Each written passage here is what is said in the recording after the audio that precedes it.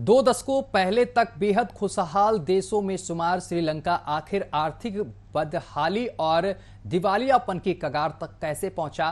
क्या इसके पीछे 1.5 दशकों में सरकार की गलत आर्थिक नीतियां और राजपक्षे परिवार का भारी भ्रष्टाचार जिम्मेदार है? देखिए इस रिपोर्ट में।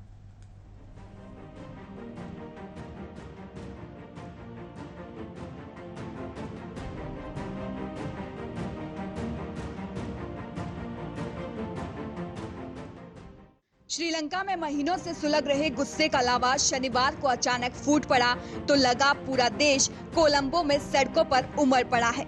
इसके साथ ही सत्ता से चिपके बैठे राष्ट्रपति गोतबाया राजपक्षे को राष्ट्रपति भवन छोड़कर भागना पड़ा। सुरक्षा में तैनात हजारों सैन्य और पुलिस जवान भी वहां से भाग निकले। राजधानी कोलंबो में जमा लाखों प्रदर्शनकारियों ने कहा कि बदलाव के जिस वक्त का हमें इंतजार था वह आ गया है। गोतबाया के भागने से जनता में खुशी है और गुस्सा कुछ कम हुआ है। प्रदर्शनकारियों ने कहा कि भुखमरी के हालात में मजबूरन सड़कों पर उतरना पड़ा। अब हम इस सरकार को उखाड़ फेंकने के संकल्प के साथ आए थे। प्रदर्शनकारियों ने कहा कि हमारे पास तेल न होने से गाड़ियां नहीं चला पा रहे हैं, इसलिए हमारे सारे लोग पैदल ही प्रदर्शन स्थल तक पहुंच रहे हैं। 2019 में राष्ट्रपति गोतबाया ने जनता को लुभाने के लिए टैक्स कम करने शुरू कर दिए। इससे सरकार का राजस्व 2020 में $656 करोड़ रह गया। 2017 में ये 1095 करोड़ था। श्रीलंका में कमाई का अहम जरिया पर्यटन कई वजहों से खत्म होने लगा। यहाँ 2019 में तौहीद जमात नामक मुस्लिम संगठन ने ईस्टर पर चर्च में 3 बम विस्फोट करवाए, जिनमें 260 निर्दोष नागरिक तो मारे ही गए। दुनिया भर से आने वाले करीब 25% पर्यटकों ने यहाँ आना बंद कर दिया। एक मुख्य वजह कोरोना भी रहा। कोरोना ने सब चौपट कर दिया। 2018 में यहाँ 23 लाख पर्यटक आए थे। यह संख्या 2021 में 1.94 थी।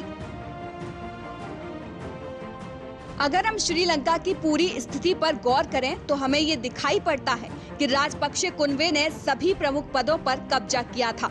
महिंद्रा प्रधानमंत्री बने तो भाई गोतबाया को राष्ट्रपति बनाया गया। बासिल राजपक्षे को वित्त मंत्री, चामल राजपक्षे को सिंचाई व कृषि मंत्री और बेटे नामल राजपक्षे को खेल मंत्री बनाया गया। इससे आप समझ सकते हैं कि देश का 70% बजट इन 5 के नियंत्रण में आ गया और उसके बाद अपनी मनमर्जी चलाते हुए विनाशकारी फैसले किए। करीब 45,000 करोड़ रुपए विदेश भेज दिए।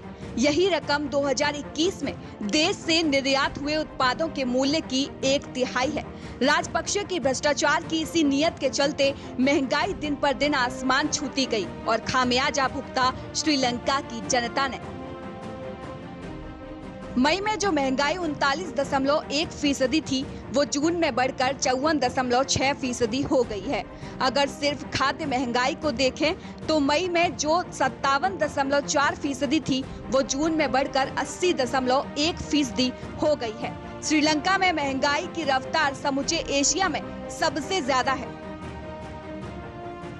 कभी प्राचीन काल में सोने की लंका कहलाने वाला श्रीलंका भुखमरी और कंगाली की कगार पर है।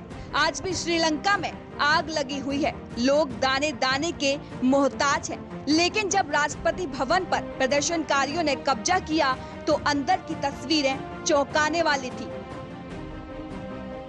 वहां मौजूद सुख सुविधाओं और कैश को देखकर ये समझ आता है कि किस तरह देश को दरकिनार करके राजपक्षे परिवार राजाओं की तरह शान और शौकत से रह रहा था। Bureau report, news watch India.